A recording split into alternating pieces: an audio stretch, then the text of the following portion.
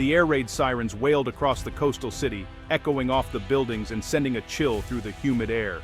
In the darkness, families huddled together, listening anxiously as the warning grew louder, a sound that seemed to freeze time itself. Slicing through the thick tropical night, the sirens signaled more than just danger. They were a reminder of the nation's vulnerability and the uncertainty that hung over every quiet evening. On radar screens deep in a fortified command bunker, unidentified blips crept steadily toward Philippine airspace. Each blip represented a potential threat, and every second brought them closer to the nation's shores. Pilots sprinted to their jets, boots pounding on the tarmac, engines roaring into the night. This was the ultimate test of a nation's resolve, a moment when training and courage would be put to the test. For years, the Philippine Air Force was outmatched, its equipment aging, its resources stretched thin.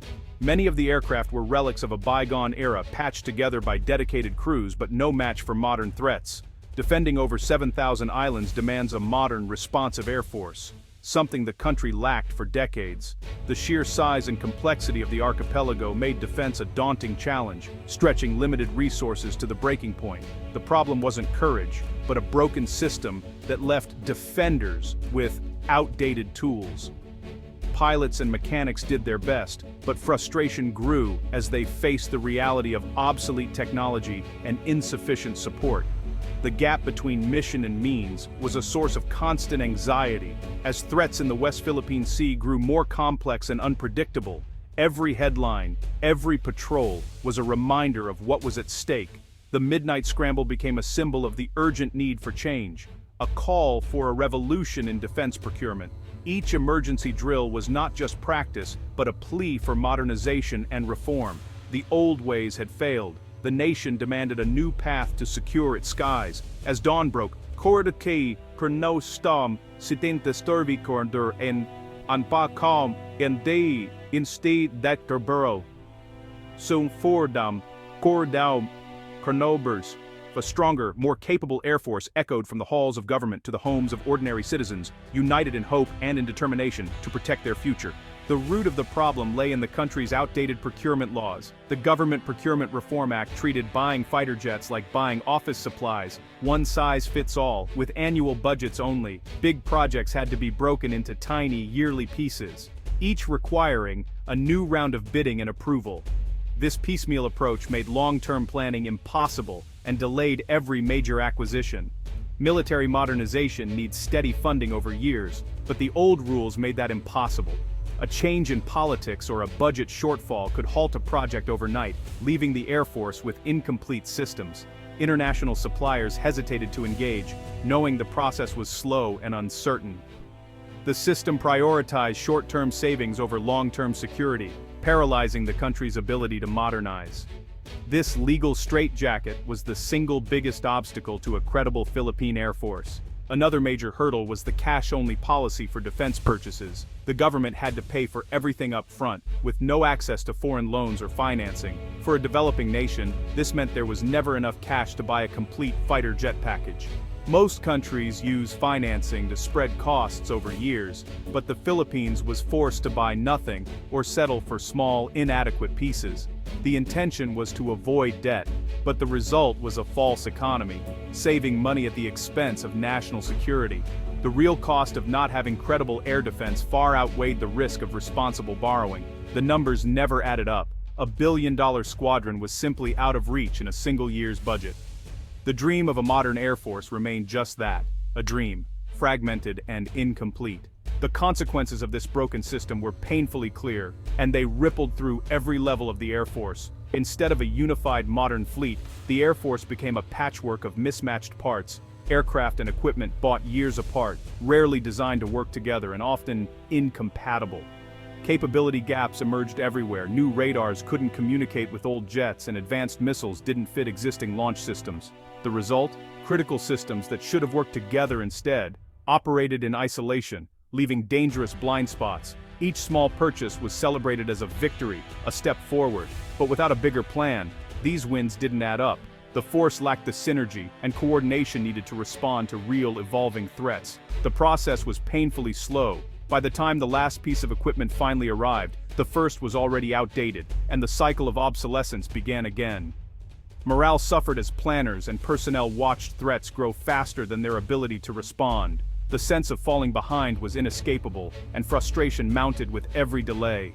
The F-A-50PH acquisition made the problem obvious. Jets arrived without key munitions or sensors, which had to be bought later in separate deals, causing further delays and inefficiencies. For years, the country's best aircraft sat idle or underutilized, unable to perform at their full potential. The promise of new capability was left unfulfilled. Winning a battle, buying jets, meant little if the war for a truly effective integrated air force was lost. Appearances of strength masked underlying weaknesses. The real cost wasn't just money, it was years of vulnerability, lost opportunities, and a force unable to meet its mission. The nation needed a system, not just parts. Only a comprehensive, integrated approach could deliver true security and lasting strength. Everything changed with Republic Act 11, 1939, a landmark overhaul of defense procurement. The new law introduced multi-year contracts and allowed foreign financing, finally enabling strategic, long-term planning. Now, the Department of National Defense could sign unified contracts for major projects, with funding guaranteed over several years. No more chopping programs into budget-friendly fragments. Planners could negotiate comprehensive packages. This stability attracted top global suppliers, who now saw the Philippines as a serious, reliable partner. The country could finally pursue complete, integrated defense systems, not just surplus or off-the-shelf items. The law fixed the foundational problem.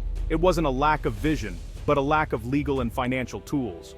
By shifting to long-term strategic capability building, the Philippines entered a new era of defense modernization. National security was no longer an unattainable dream, but a concrete, achievable goal.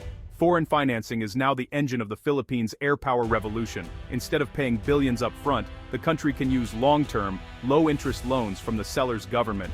This spreads costs over a decade or more, making annual payments manageable within the national budget.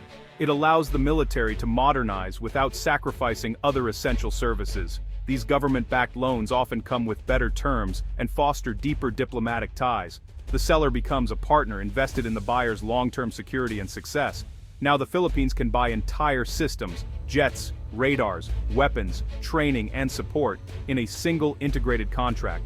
The result, a fully functional air force from day one, with no dangerous capability gaps. Sweden's offer to the Philippines shows the power of this new model. Saab's proposal isn't just about selling jets, it's a complete air defense solution. Gripen fighters and the GlobalEye early warning system. The Gripen is efficient, low maintenance, and perfect for the archipelago's dispersed runways. The GlobalEye acts as a flying command center, detecting threats hundreds of kilometers away and directing fighters with precision. Together they form a network team, far more effective than jets or radars alone. The package includes weapons, simulators, spare parts, and extensive training for pilots and ground crews. It's a turnkey solution, everything needed for immediate, full operational capability. This approach avoids the piecemeal trap, ensuring every component works together seamlessly. The result is a generational leap in defensive power, all made possible by a revolution in law and finance. Acquiring advanced jets is just the beginning. True air power depends on people, training, doctrine, and the ability to wield technology effectively. The new procurement model includes comprehensive training for pilots, technicians, and command staff. It's a partnership in capability development, not just a transfer of hardware.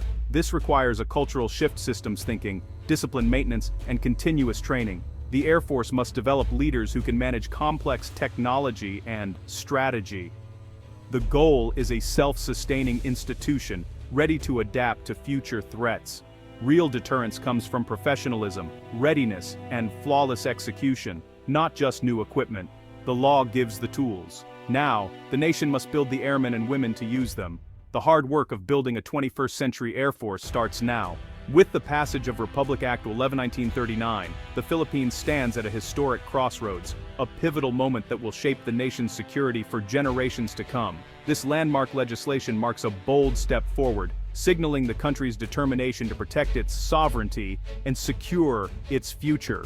For the first time in its history, the nation has the means and the mandate to build the modern Air Force it has long aspired to possess. Sleek new fighter jets, advanced technology, and highly trained pilots are no longer distant dreams, but tangible realities within reach. The opportunity to acquire a complete integrated defense system, combining air, land, and sea capabilities, is now closer than ever.